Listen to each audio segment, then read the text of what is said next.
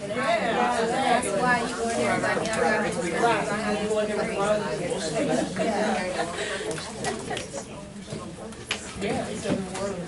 Okay, let's take a look at chapter 2. So if you want to turn in your book man to page 20, chapter 2. Property ownership. So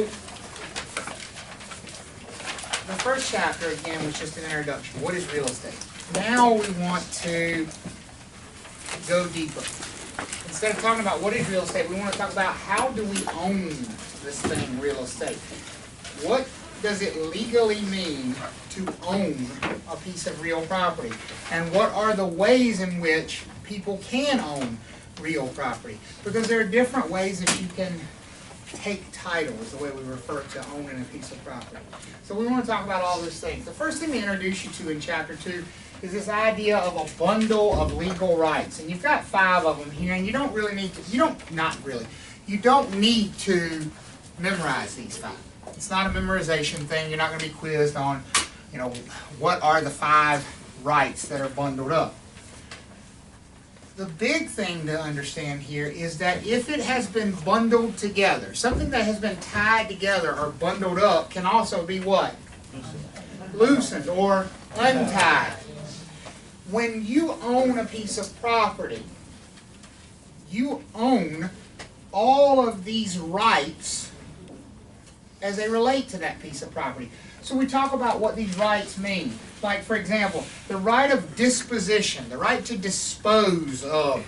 It's the right to sell it. The right to dispose of a piece of property is the right to sell that piece of property. Or give it away if that's what you choose to do. But the right to take ownership and transfer it from yourself to someone else. That is the right of disposition. We talk about the right of enjoyment.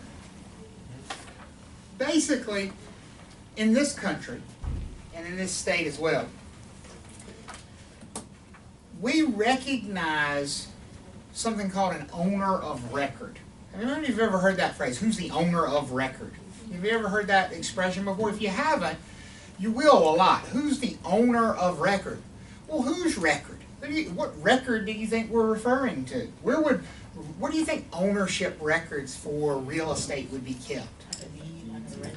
At a registrar's office. And where is the registrar's office in most counties? Downtown, in a certain building. Where?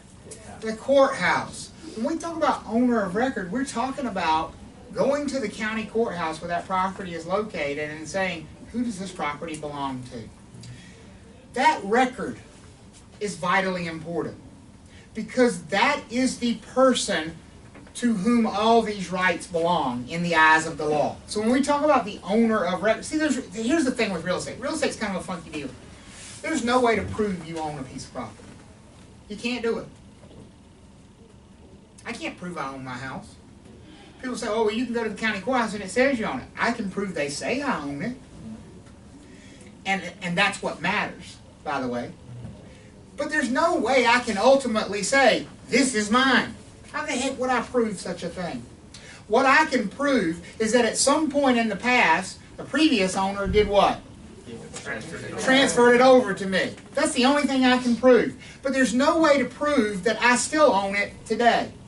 Because there's no way for anybody to know that I have not sold it to somebody else. Now, what we do know is that if I have sold it to somebody else, they haven't bothered to go down and tell the county courthouse, hey, this now belongs to me. Because I'm still the what? Owner of record. So what we mean when we talk about this right of enjoyment is we mean that as the owner of record, I don't have to defend my rights to this property.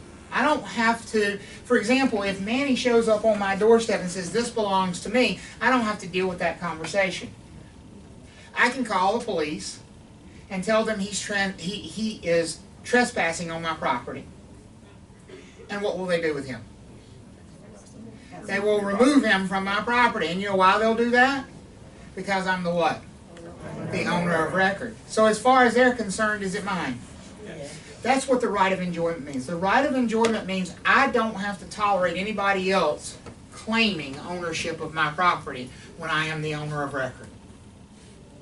If Manny truly believes that that property belongs to him and not me, what should he do?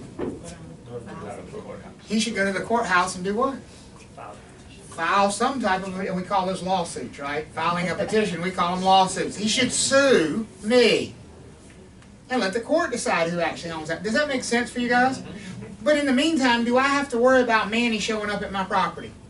No, because as long as my name is on that record, who is the state of North Carolina going to rightfully look at and say, it belongs to him? Me. That's the right of enjoyment. Does that make sense for everybody? It means that the state of North Carolina is going to defend my rights in that property. That's what the right of enjoyment means. The right of exclusion, no trespassing, keep out. I have the right to decide who is not allowed on my property. I have the right to exclude people from my property. The right of possession. It's the opposite of the right of exclusion. The right of exclusion is the right to keep people out. What do you think the right of possession is? The right to allow people in. The right of possession means the right to be there. For example, we are possessing this room currently because we're what? We're occupying it. Possession is occupancy. That's what possession means. The right to possess means the right to occupy a property. And then the right of control, to control what's done with the property. But I want to revisit this idea of unbundling for a second. Think about this. So when I buy a piece of property, I'm buying all these rights that are just tied together, right? I bought it all. Whole thing. Here it is, bundle of rights. But I said I can unbundle them. I can untie them. Can you think of an owner of a piece of property who maybe has unbundled, I don't know, let's say this one and this one, the right of possession and the right of exclusion, and separated it out and given it to somebody else? Who would that be? That's a landlord. When you lease property, aren't you giving someone else the right of possession and the right of exclusion for some period of time? Everybody understand that? So the landlord has taken that right of possession, which belongs to them, and they've done what? Sold it to somebody for a limited amount of time. That's a lease. Does that make sense? Yeah. Now, here's why stuff like questions like that are important. And this is why getting deep into the whys are important in this class. I'm going to ask you a question 10 chapters later. And you now should be able to answer it just based on that one thing. Does a landlord, so remind me again, what is the right of possession? The right to do what? Occupy, or right to be in a property, right? Does a landlord have the right to enter a property they have leased out to somebody else? No, because they have done what with that right? They have sold it to somebody else. If this is the right of possession and it belongs to Manny and he sells it to Donna, well, Manny can't use a calculator because the calculator belongs to who? To Donna. The right of possession is hers during the term of that lease. So if Manny enters that property, even though he's the owner of the property, there is a very specific legal terminology for him entering that property. Breaking and entering. The most dangerous thing you can have in your pocket as a landlord is a set of keys. Because you open that door, you're breaking and entering. Simple. Clean. Easy to understand. You see how that's easy to understand when you understand what the right of possession really is? Now, could you craft a lease in a way that said you maintain the right to enter that property with a certain amount of notice? Yes. Sure you could. Because in that lease, who's going to sign and agree to that? Both the landlord and the tenant, right? So the tenant is agreeing to say, yes, I'm buying the right of possession, but with certain notice, I'm okay with you coming in the property. That's perfectly legal. But if you didn't have a written lease, does that landlord have any right whatsoever to enter that property? None. Not at all, and not for any reason. You see how that's a landlord-tenant question, but you can answer it just understanding the legal rights that go along with property. Because when you strip them away, when you separate them out, they're not yours anymore. We good with that? Okay, we understand that? Yes, ma'am, Karen. I think I'm missing the chapter 2 notes. I don't have those on. You're missing the slides? We expected you to go home during this section of class. I'm just gonna sit in the car, it's a long drive. How about this? I'm gonna give you this one and I'll let you pull out what you need out of there. How about Okay, that? perfect, thank you. All right. Now everybody else is looking to make sure they got them. All right. So, this bundle of rights, everybody good with that? All right. Then, we already talked about appurtenances. We already defined that. But now here's your definition of an appurtenance. If you didn't already have it, here it is. What is an appurtenance? An appurtenance is a right, a privilege, a structure. It's anything that is attached to the property. Here's the most important thing to remember about appurtenances. They are permanent, folks. Appurtenances are permanent. What does permanent mean? How long is it going to last? Forever. When something is an appurtenance to a piece of property, it's going to last forever. You got what you need? Yes, thank you. I know you don't have any extra room back there, so I'll take it back. These things last forever. So when we talk about things like covenants, we said covenants were appurtenant. How long are those covenants going to last in that property? Forever. They're there forever. Another thing about appurtenances. Only one person can make things appurtenant to a piece of property. Who do you think that one person is? The owner. The owner of the property at that point in time. So when people say, well, where the hell did these covenants come from? What's the answer to that question? It came from a previous owner. At some point in time, some previous owner of that piece of property thought it was important to place these restrictions on the property. And once they placed the restrictions there, and they sold the property with those restrictions become, what's our word? Appurtenant, which means they last for how long? Forever. The book says they run with the land. What does that mean from the standpoint of selling the property? It means that every subsequent owner from now until the end of time is going to have to do what with those rules? Follow them. Because they can the current owner remove the appurtenances? No. You can apply new ones. You want to have some fun? Can you make it so whoever buys your house from now till the end of time has to have a red front door on the house? Yes, you can. Yes. Absolutely. Can you place an appurtenance on your property? Sure you can. You go pay an attorney to draft a document, a new covenant, that says the owner of this property has to maintain a red front door. You place that as a restriction on the property, guess what? Forever. That house will have, you get 100 years from now, your grandchildren ride by and say, oh, that's a red front door. Why don't we do that more often? Is that going to limit the marketability of the house? Yes. Because somebody that looks at that and says, well, I don't want a red front door. What do they have to do? Buy a different property. So we have to be careful and balance out this ability to place restrictions that last forever, because that can sound very appealing, with how it impacts the marketability of the property, because they are forever. They last forever. Are we starting to get this idea of an appurtenance down, what it really means? Okay? So these are rights or restrictions, things you can see, things you can't see, that last forever. They're permanently attached to the property. All right, we good with that? So later on we talk about something called an appurtenant easement. How long do you think an appurtenant easement is going to last? Forever. Forever. You don't need to know what it is yet to know that it lasts forever, because it's got that word appurtenant on there. It never goes away. Ever, ever, ever. That's why that word is such an important word in real estate. Appurtenances last forever. Okay? They are part of the land itself. They don't just go with the land. They become part of the thing. And every time it's sold or transferred, they're going to go with the property. Okay? We're going to talk about examples of appurtenances. What are some of the big appurtenances that we deal with? Well, subsurface rights. Anything below the surface of it. Remember, we said the definition of land was the surface of the earth and everything below it and above it.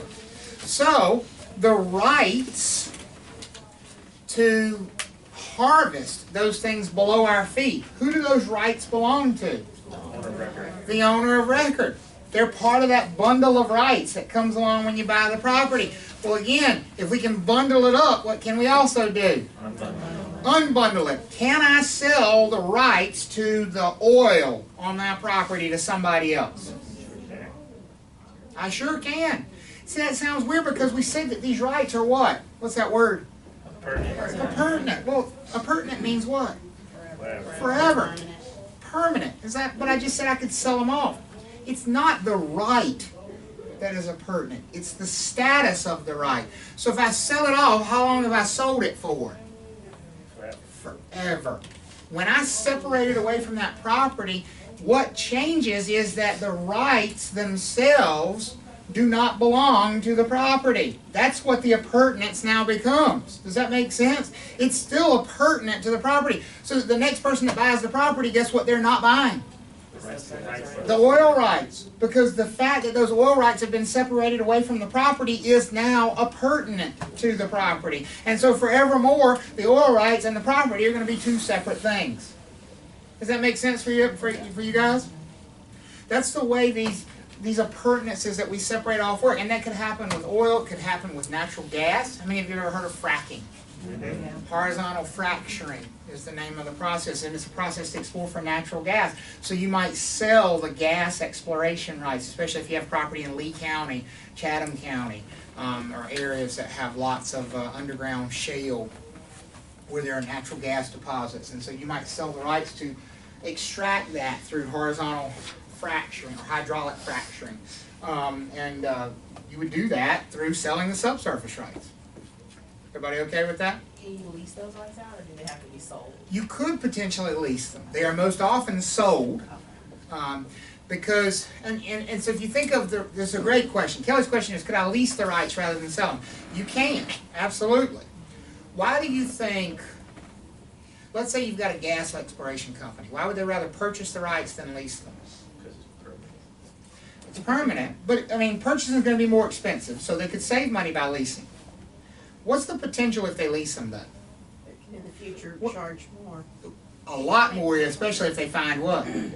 If they find oil or gas, right? Think about what that lease would cost them in the future if they did actually find oil or gas. When it's an unknown, can they probably buy the rights pretty cheap? Right.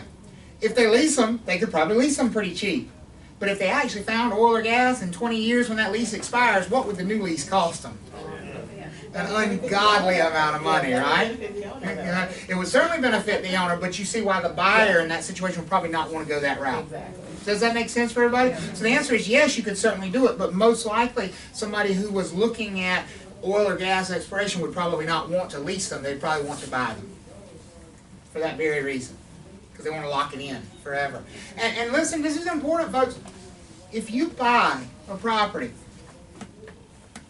builders do this.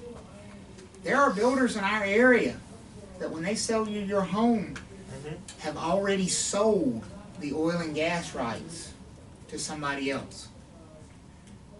Think about the logical conclusion of what that means one day.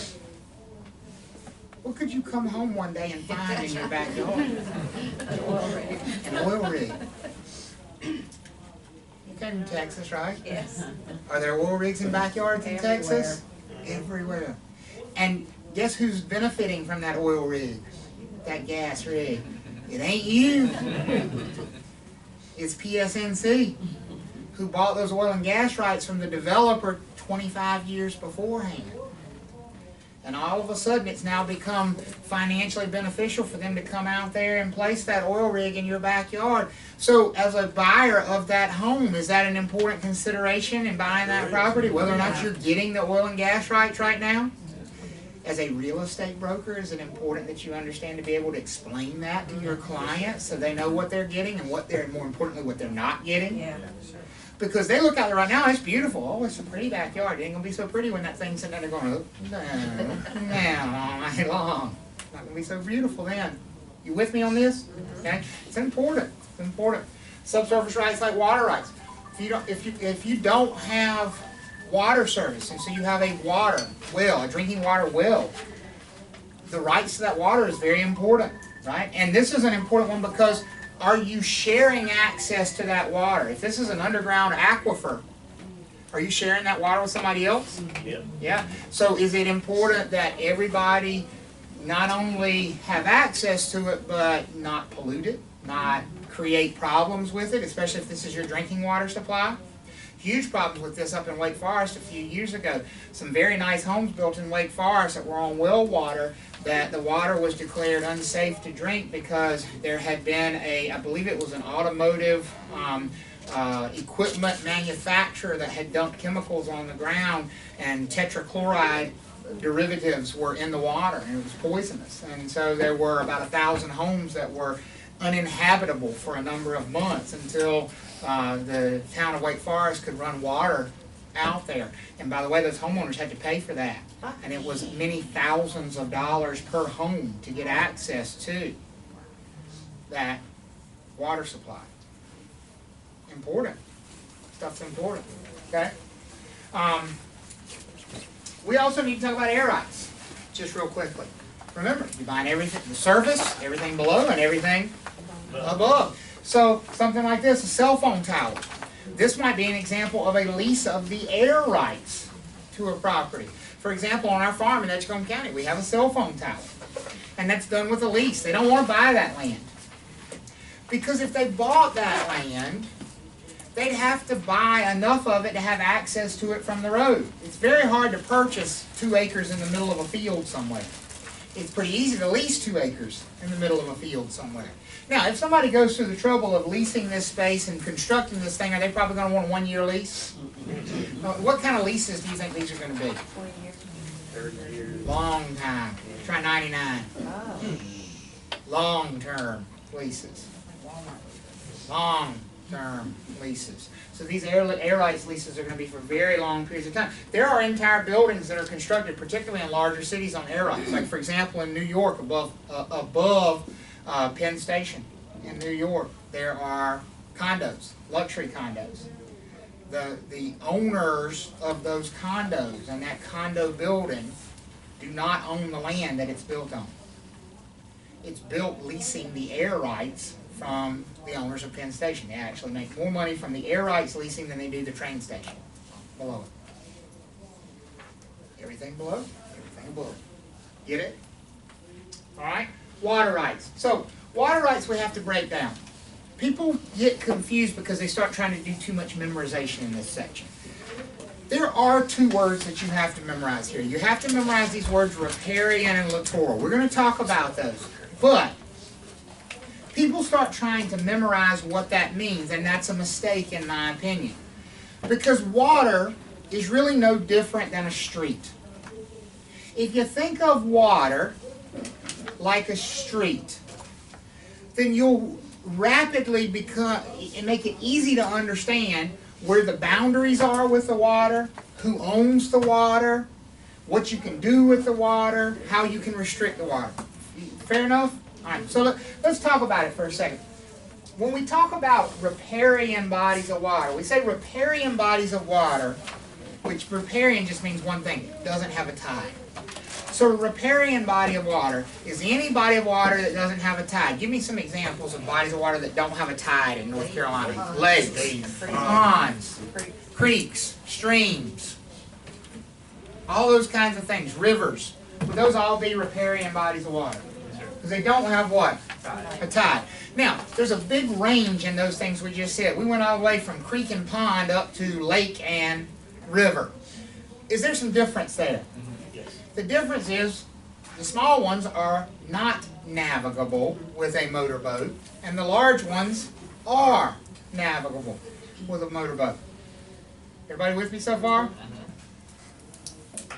Think of non-navigable bodies of water like driveways. I can navigate my driveway, right?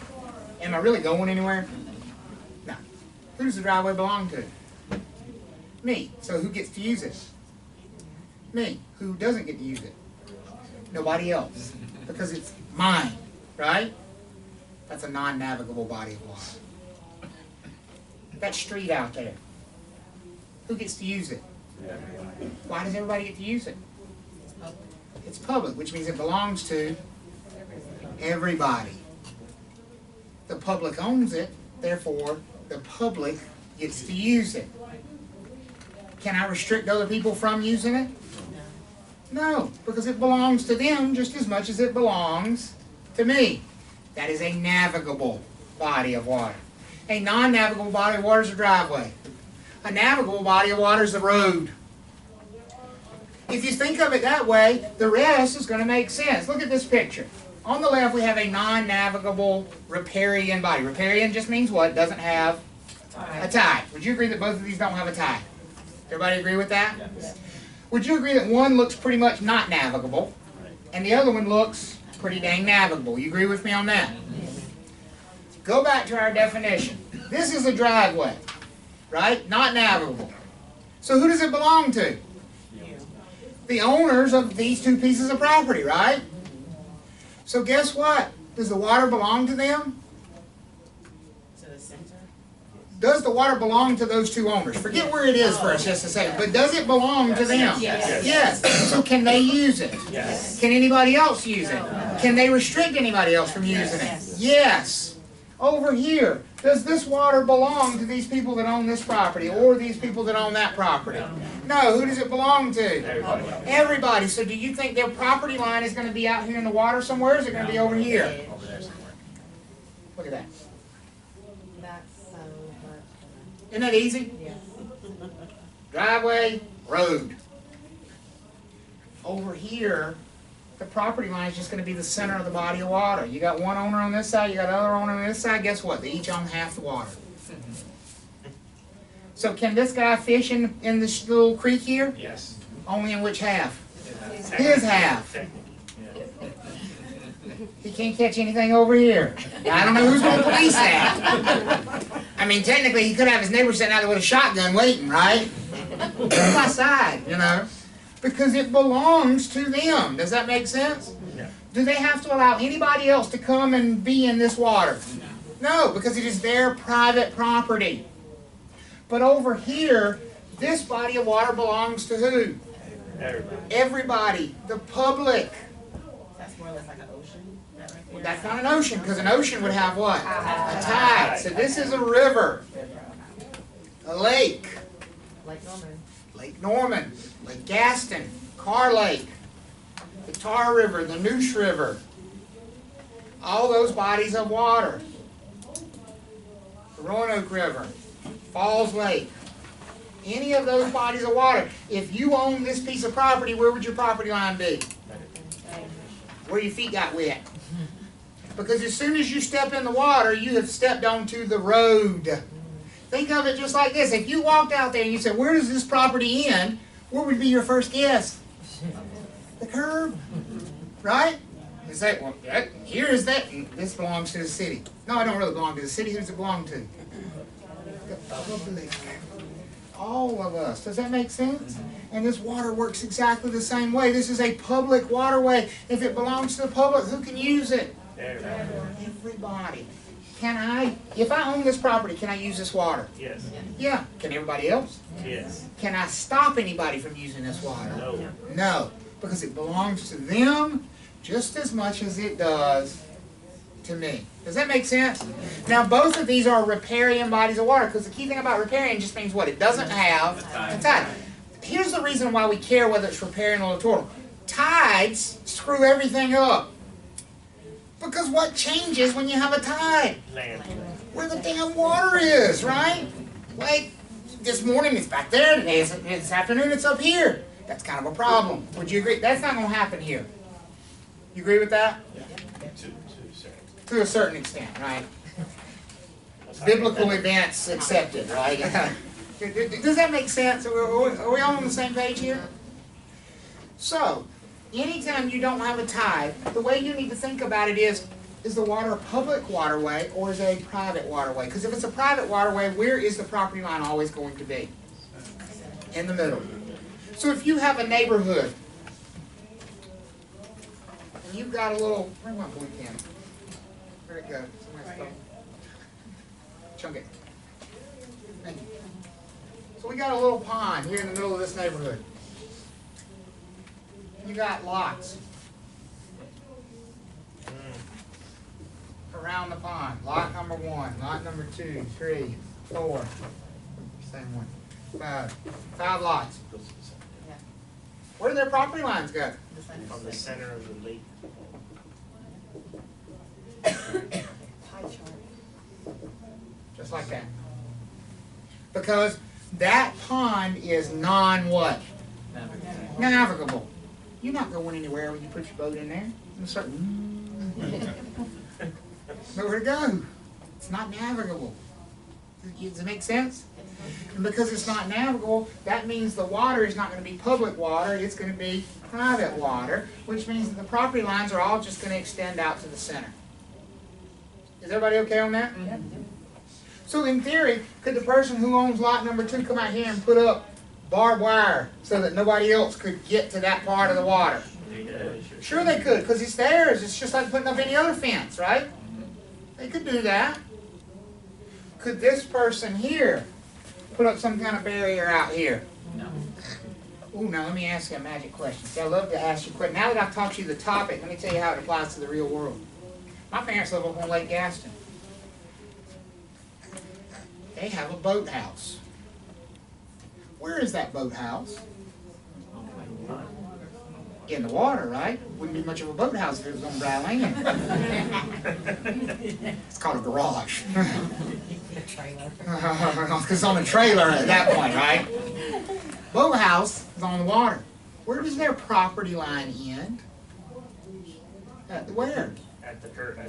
At the water's edge. So that water that boathouse sits in, who does it belong to? Therefore, who does the boathouse belong to? The public. Ooh. Tell that to somebody who owns a boathouse on a lake. It's the truth, though. It's not theirs. It belongs to the public. So can anybody pull their boat into that boathouse and tie off? Sure can. Sure can. In the case of my parents, you could probably get shot, knowing my dad. I'm not saying it's an advisable thing to do, but I'm saying it is illegal. Do you see how that applies to a real... We just took something that was completely seemed like it didn't have any importance because it was in the book and applied it to a real world scenario. Who do those boathouses belong to? The public. The public. So how would a boat slip work? Same way. It's in the water. It's public. It's public. Now, in the case of most of the lakes in North Carolina, the state does not maintain control over those waterways. In the case of most of the lakes in the state has given that control over to other entities because they don't want to deal with it. So like in the case of Lake Gaston, Dominion Power has control over Lake Gaston because Dominion Power maintains the dams that at either end of it to generate electricity. So if you want to build a boathouse in Lake Gaston, whose permission do you have to ask? Dominion Powers, because the state of North Carolina has given that responsibility over to Dominion Power. But they will very quickly tell you when you go get that permit, you're welcome to build it. We'll give you the permit, but it doesn't belong to you. Once you put it out there, you put it in the public domain. Make sense for everybody? And I've heard people say, well, what if I don't want to do it? Then don't build a boathouse. Simple as that. But you can't restrict that waterway because that waterway belongs to who? Public. Are we good on this idea? Yes, ma'am. Adrian. So then why would anybody want to do that if technically you don't own it?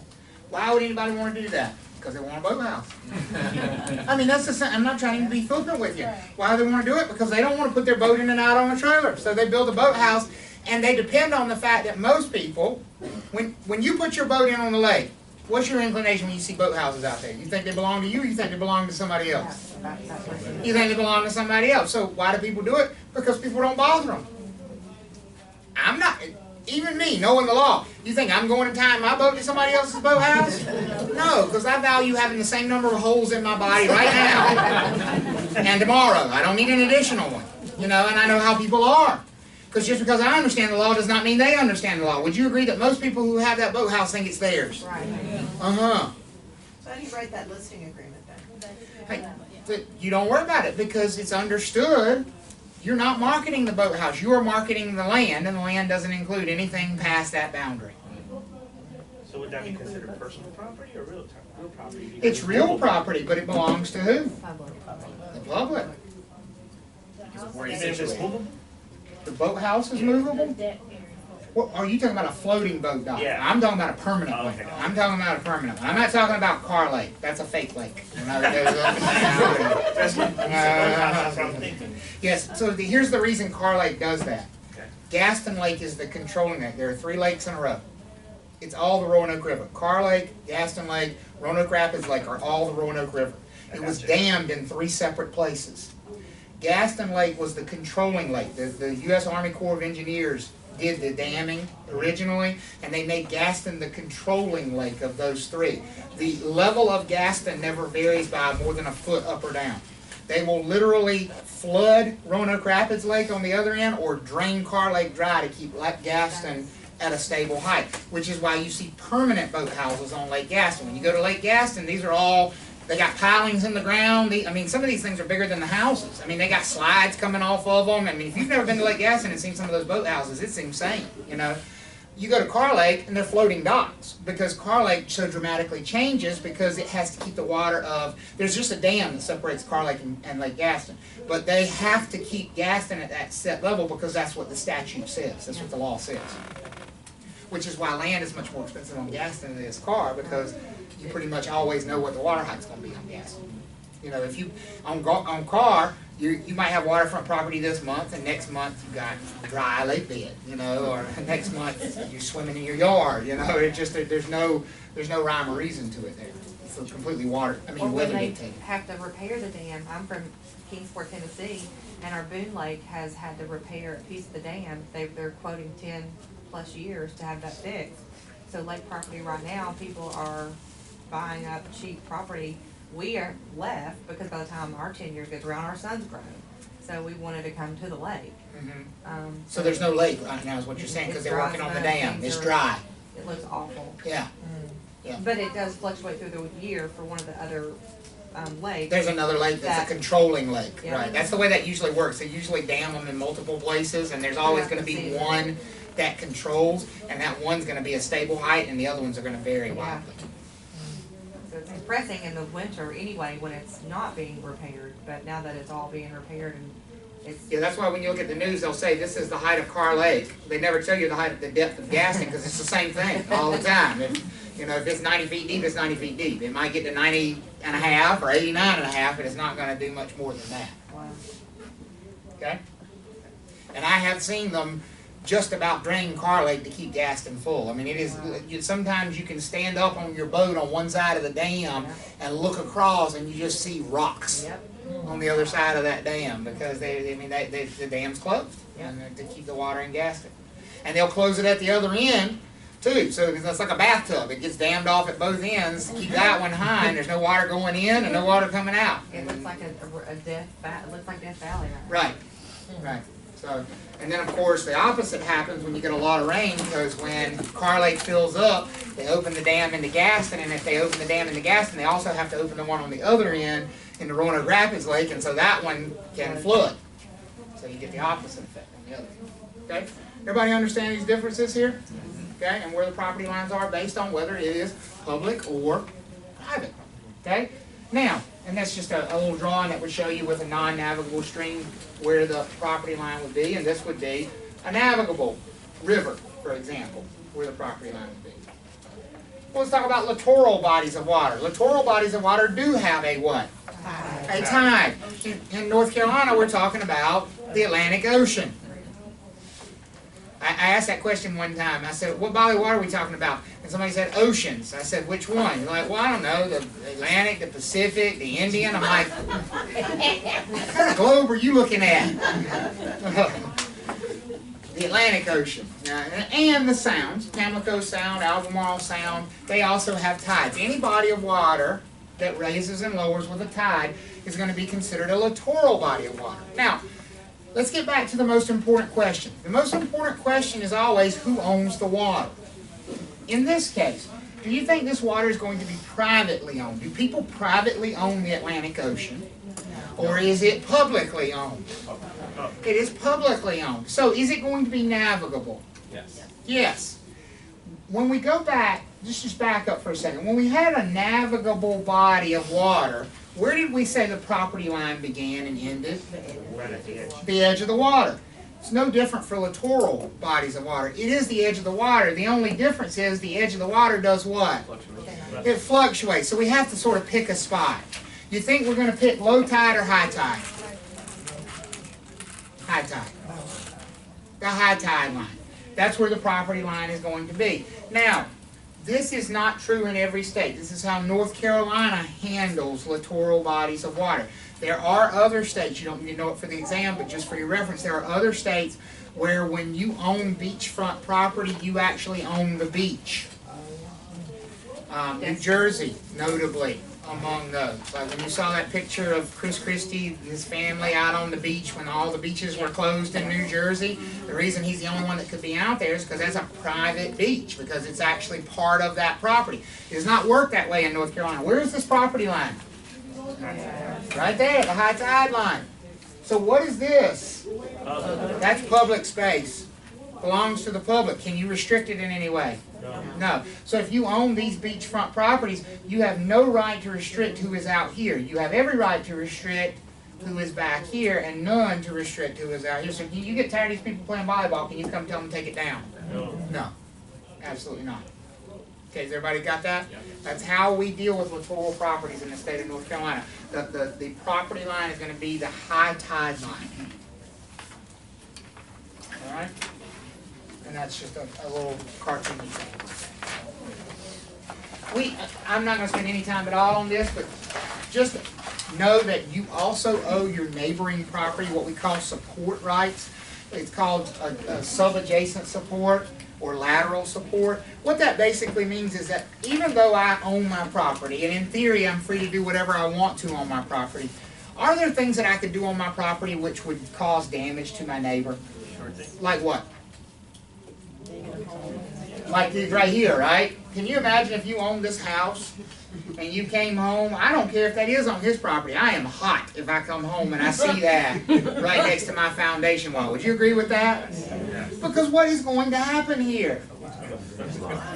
Yeah, I am not sleeping well tonight in there. I can tell you that. Because something is going to fall.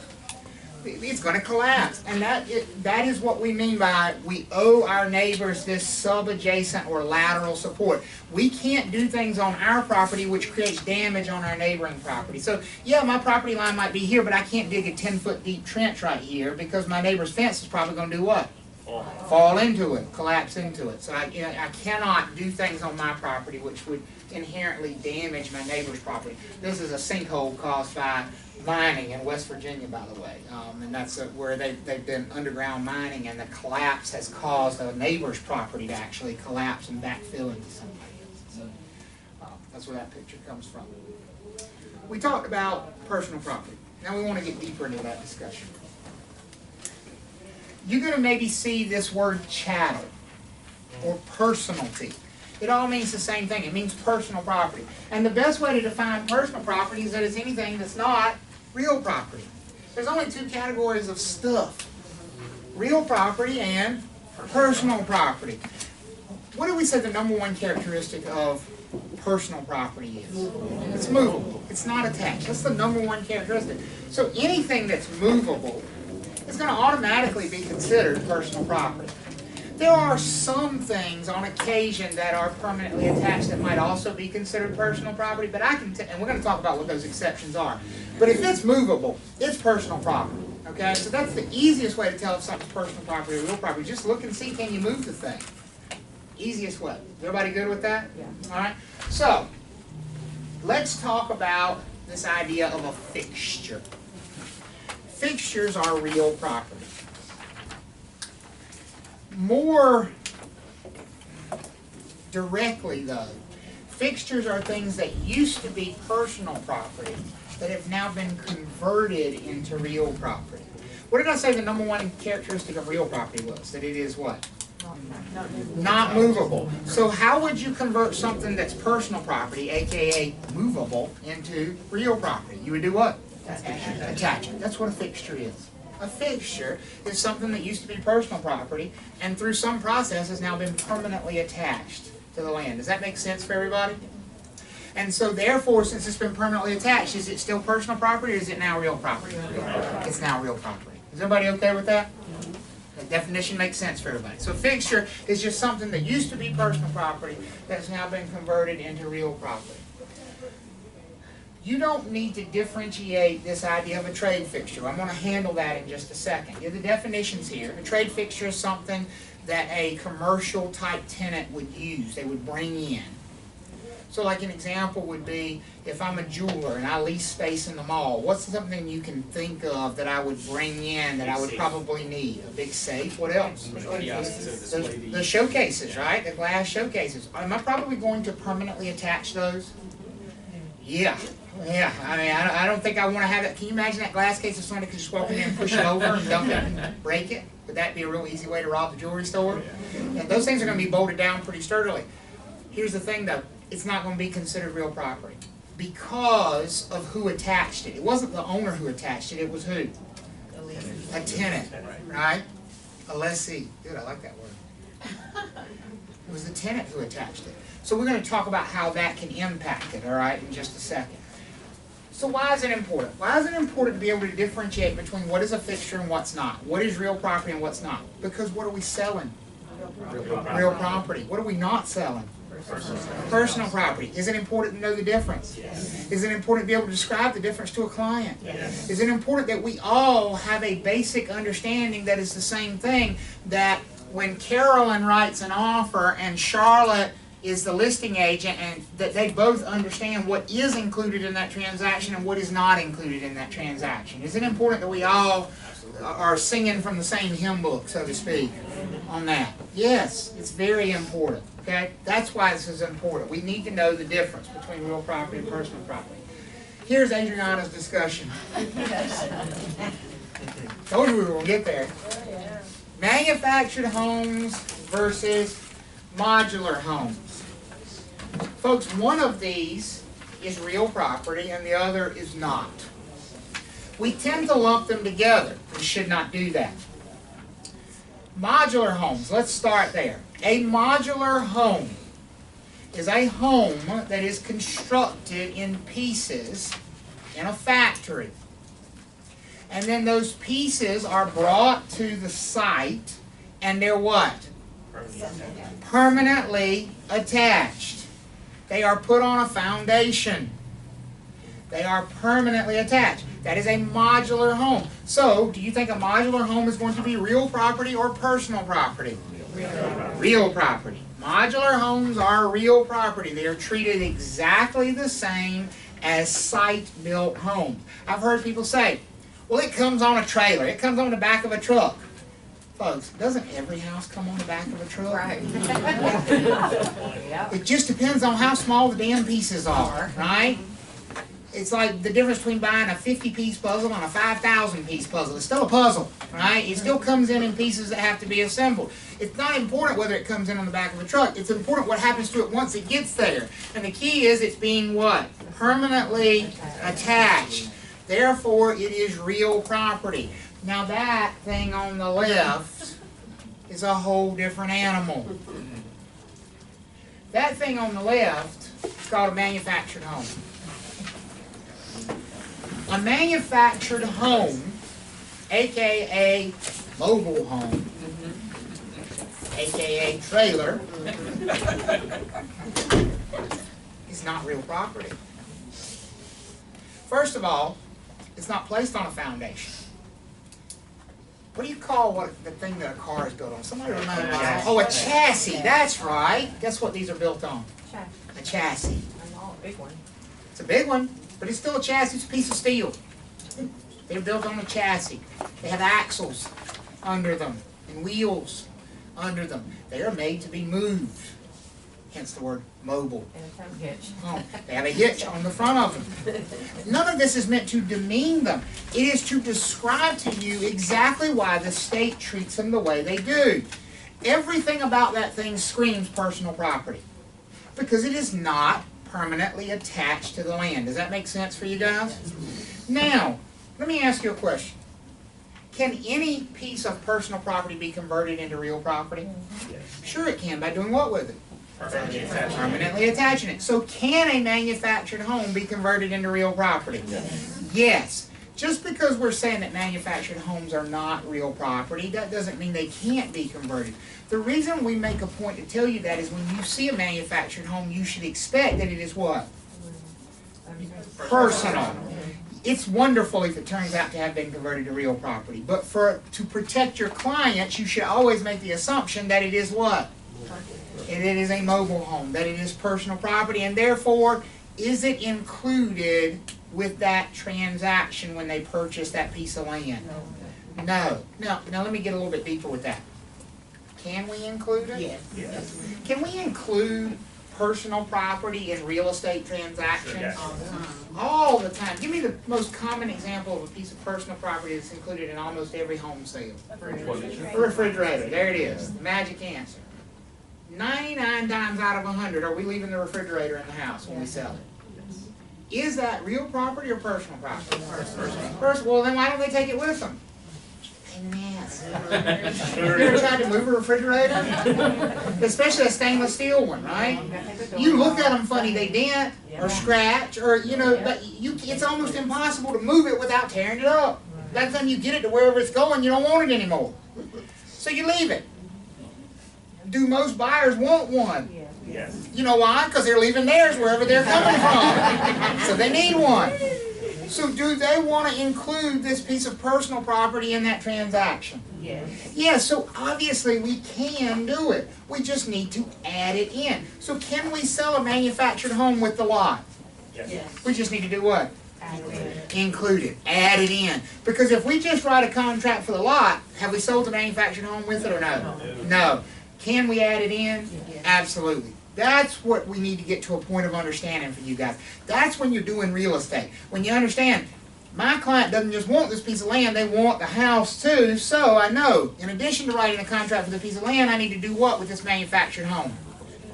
Include it. I need to add it in. I need to write the contract to say, this contract also includes the manufactured home, and here's the VIN number. It has a VIN number. What does VIN stand for? Vehicle Identification Number. If that don't tell you what a thing is, I don't know what will. Right?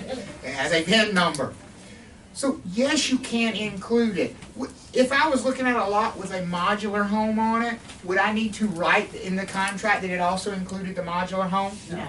No, because it's what? Permanently attached. Therefore, what kind of property is it? It's real property, so it's understood that that goes with the transaction. Does that make sense to you? Are we starting to understand this thing? So basically what we're saying here in a very long sort of way is, if we want to include personal property in a transaction, what do we need to do? We need to write it in. Do we need to write in real property in order to include it? No, it's automatically included. So why would we specifically mention real property in a contract then? Can we not sell things that maybe would ordinarily go? If I wanted to take my projector with me when I sold this building, could I?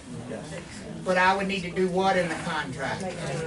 I would need to say, we're not leaving this projector, because if I don't say anything about that projector, what's going to happen to it? It's going with the building because it is what? Permanently attached. But could I write into the contract, this thing that's permanently attached is not part of this transaction? So, let me sum all that up. Why would I specifically mention personal property in a contract if I wanted to do what? Specifically included. If personal property, why would I mention it? I want to include it, because if I don't say anything about it, it's what? It's excluded. Why would I specifically mention real property in the contract if I wanted to exclude it? You only specifically mention it if you want to do the opposite of what's going to happen naturally. Does that make sense for you guys? See, you just learned, honestly, half of what it takes to be a real estate agent right there. Because we got brokers running around this state who cannot tell the difference between a fixture, what's not a fixture, what's included, what's not included. I see all the time. You look at a contract, somebody writes up a contract, you look in the fixtures section. There's a line in there that says fixtures. And a blank space so they can write stuff in there. And they start writing stuff in there. The blinds, they write the blinds in. The basketball goal, they write it in. The window air conditioner, they write it in. And my question for them is, so you want the seller to take all this stuff out, right? In other words, you don't want the basketball goal. You don't want the blinds. You don't want the air conditioner. No, we want all that stuff. Then why in the hell it's already included? You see why that's important? All of that stuff is part of saying I'm buying the land. Because when you buy the land and everything what? Permanently attached. The only reason I talk about the blind, are the blinds permanently attached? They got a bracket there. The bracket's held up, nailed, screwed, or glued. That's permanently attached, right? Nailed, screwed, or glued. That's permanently attached. Get your mind out of the gutter. Are they permanently attached? Yes. So therefore, are they included? Yes. So if I write them in a contract, what am I doing? I'm taking them out. I'm telling the seller, is that a boo-boo if you're a real estate agent? Yeah, because the buyer walks in there like, where are the blinds? And the real estate agent goes, well, I did my job, I wrote them in. Yeah, thanks, you just advertised, you didn't know what the hell you were doing. Because if you wrote them in, guess what you did? You wrote them out. Because they were already there. The only reason you mention blinds if you want to do what? Take them out. Should you mention that refrigerator? Yes. If you want to include it, you better mention it, because if you don't say anything about the refrigerator, is it part of the transaction? No, because it's what? Personal. You getting it now? Yeah. You see why this is an important discussion. It's very important in the real world. So, manufactured homes are what kind of property? Personal property. Therefore, they are not included in the transaction unless you specifically add them in. Modular homes are what kind of property? Real property. Therefore, they are included in the transaction unless you specifically what? Exclude them. I don't imagine why you would want to exclude a modular home or how somebody would remove it, but I'm just saying you probably could. Alright? So, we talked about the fact that manufactured is personal property. Go ahead, Sam. Sorry. So is that poster permanent? Right there on the wall? That is not permanent because it hangs on a nail or picture hanger or something. The picture hanger that's nailed into the wall is a fixture. Because earlier you mentioned the whiteboard is permanent. It is. Because it's nailed. Okay. The bracket is part of the board. Okay. See, it's not like with that, there's a string on the back of that picture, right? A piece of wire. Okay. And there's a nail in the wall, and that piece of wire just hangs on the nail. The nail is a fixture, but the picture is not permanently attached.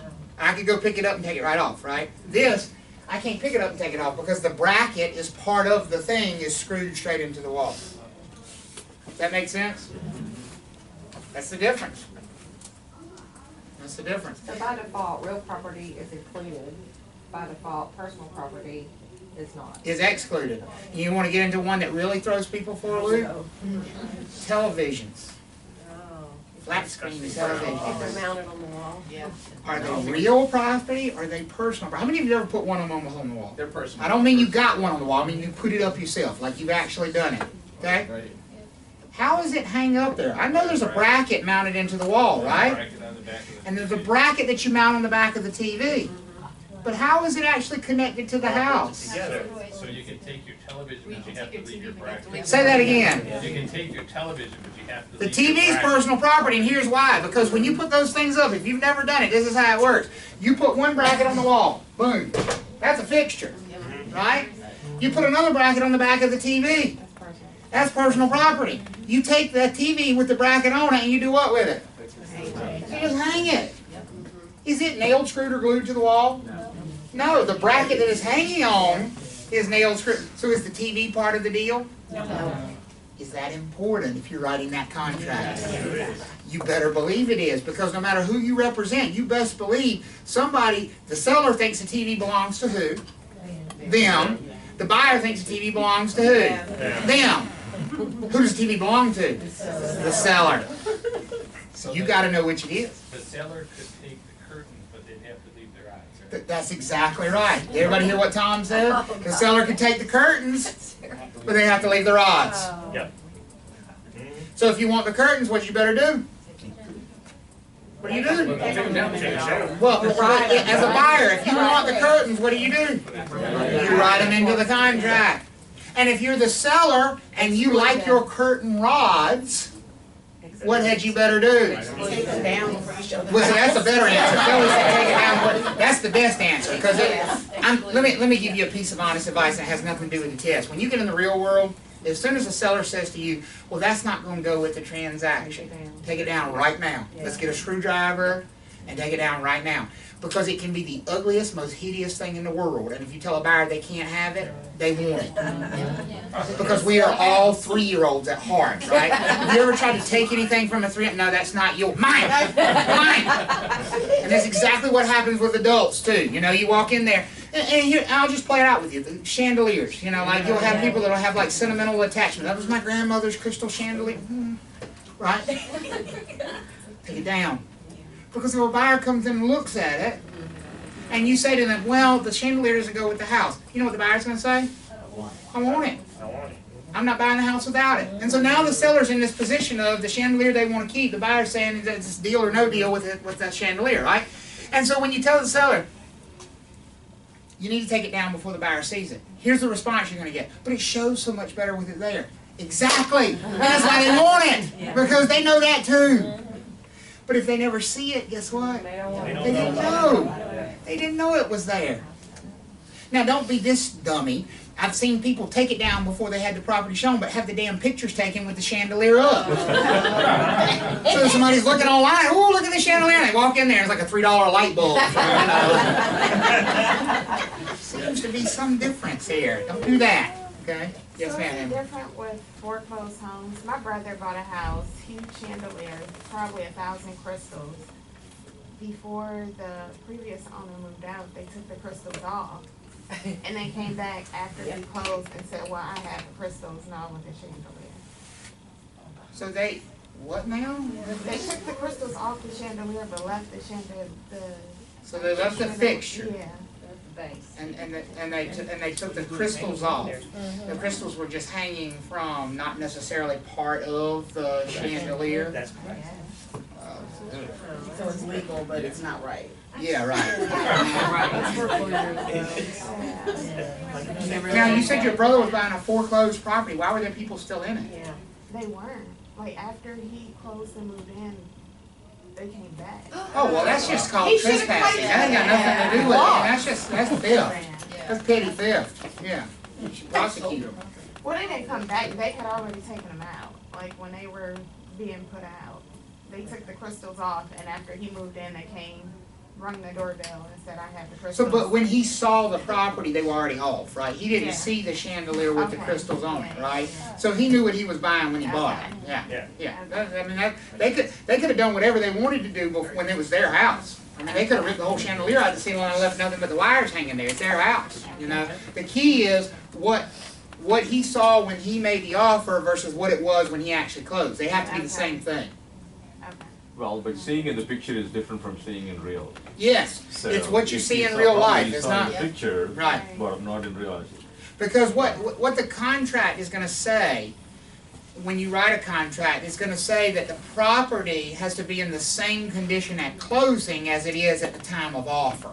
So time of offer is what's going to dictate that. It's not even necessarily what it is at any point previous to that. It's what it is at the time I make my offer. From this point forward, nothing can change about the property. You can't detach anything. You can't make any changes. You can't, you know. And so when we say the condition has to be the same or better, if you damage the property while you're moving out, do you have to fix it? Oh, yeah. Absolutely you do.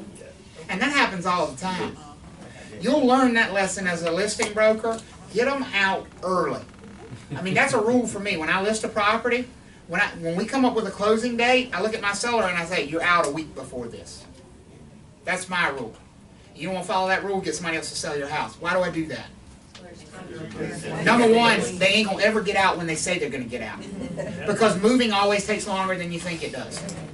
So if you tell them they got to be out on the 9th, you look if they're out on the 12th. Well, if I made them get out a week early, I'm still 4 days in advance, right?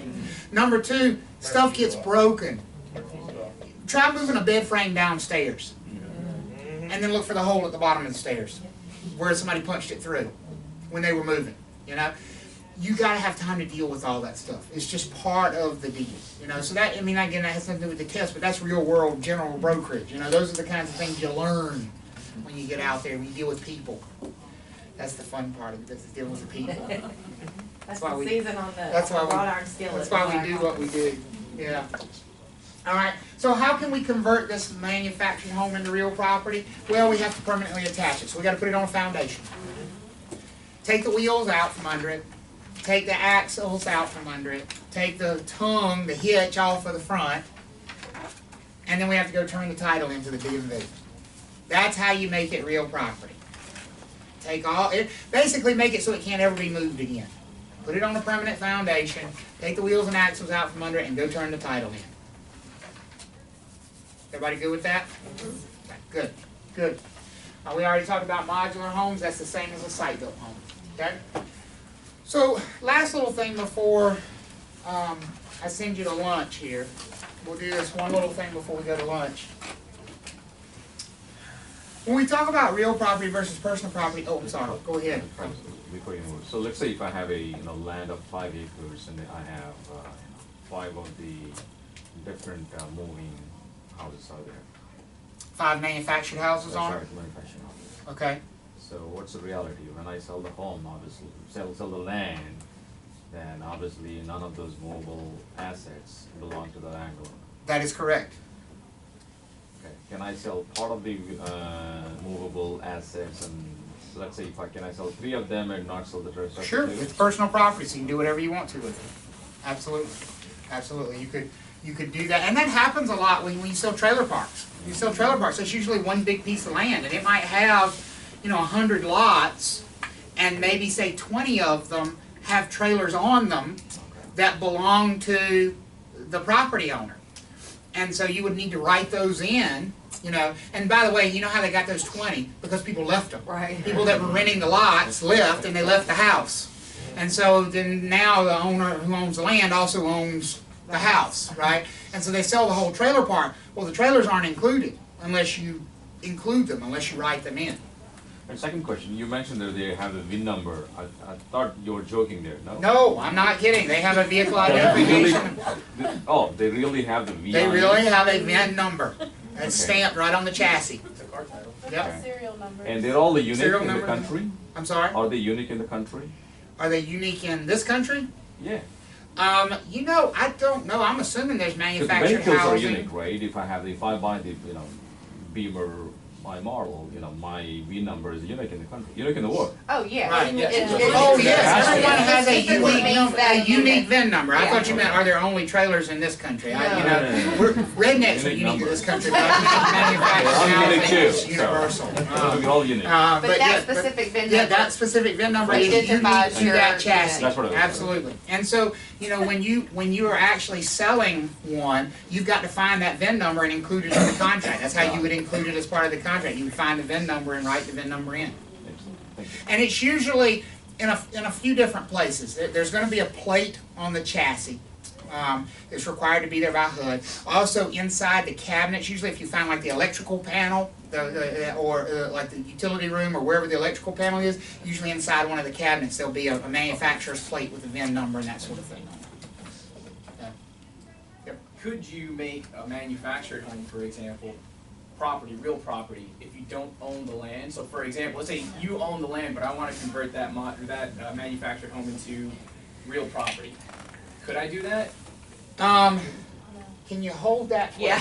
Okay, fine, Let's fair not enough. confuse us. And there's a reason I'll tell you. There's a reason I'll tell you after lunch. We're going to go through this whole discussion of if I'm a tenant, is it real property or personal property? And that's why I want to hold that question. All right. Remind me because I want to answer it, but I want to hold it until we have that discussion. All right. So let's talk about plants, and then we'll do lunch. It's a good time to talk about plants. We'll talk and then we'll go eat. Right? Okay. So plants, we have to decide: are they real property or are they personal property? What again is the first most obvious trait that we're going to look at? Is that permanently attached? So a plant that's in a movable container, is that going to be real property or personal property? Always personal property if it's in a movable container. So the only plants we're concerned about are the ones that are where? In the ground. Some of the ones in the ground are real property, and some of the ones in the ground are personal property. That's where the discussion needs to be. If it's in a pot, it's obviously personal property. I didn't say if it was pot. I said if it's in a pot, it's personal property. Okay? So, we need to talk about the ones that are in the ground. Are they personal property or are they real property? The book calls these fruits of the soil. Fructus naturales. It's a Latin phrase. It means fruits of nature. These are plants that do not require annual replanting. Cultivation means replanting year after year. In other words, once they're planted one time, they're fine on their own. They come back year after year after year. So that tree is an example of a fruit of nature. Because once you've planted it, do you have to do anything else with it? No. That is real property. If it comes back on its own every year. So give me some other examples of real property plants that you can think of. Rose bushes. Corn. Not corn. I got to do what with corn every year? I got to replant it. An apple tree. Any kind of a tree. Shrubs. Bushes. All of those would be considered real property because they come back every year. So perennials, right? That's a fancy word, right? If you're into horticulture. Perennials would be considered real property because they come back year after year. They do not require annual cultivation. In other words, you don't replant them every year. Everybody good with that? Yes, sir. Ones that we do replant every year. Fruits of labor. Fructus industriales. Crops. Crops require annual cultivation. This is my friend tobacco, by the way, for those of you who are uninitiated and not familiar with what a tobacco crop looks like. It's real fun about 7 o'clock in the morning when the dew is on those leaves and you have to walk between them and you slap you beside them and that sap sticks to you for the rest of the day. If you smoke and you want to quit, go in a tobacco field at 7 o'clock in the morning. You'll never want to get you. This is the most disgusting plant on the face of the earth. It's gross. You will never smoke again, I promise.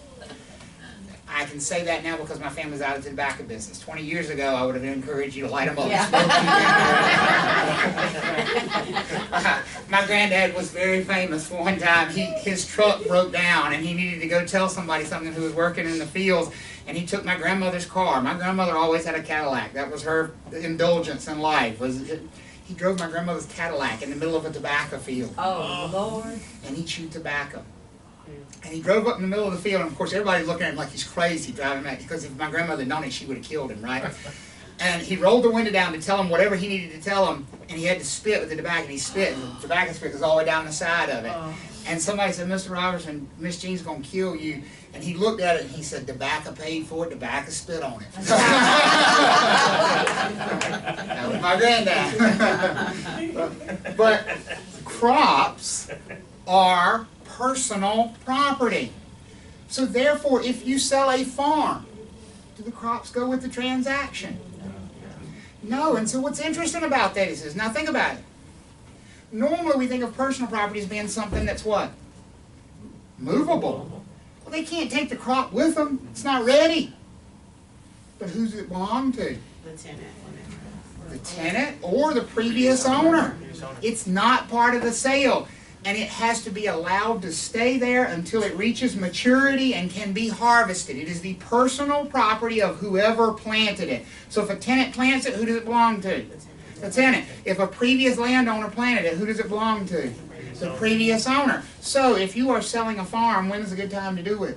After everything's been harvested, because the crops are not part of the sale. Now, could you include the crops like any other personal property? Yes. Sure you could. Is everybody good with that idea?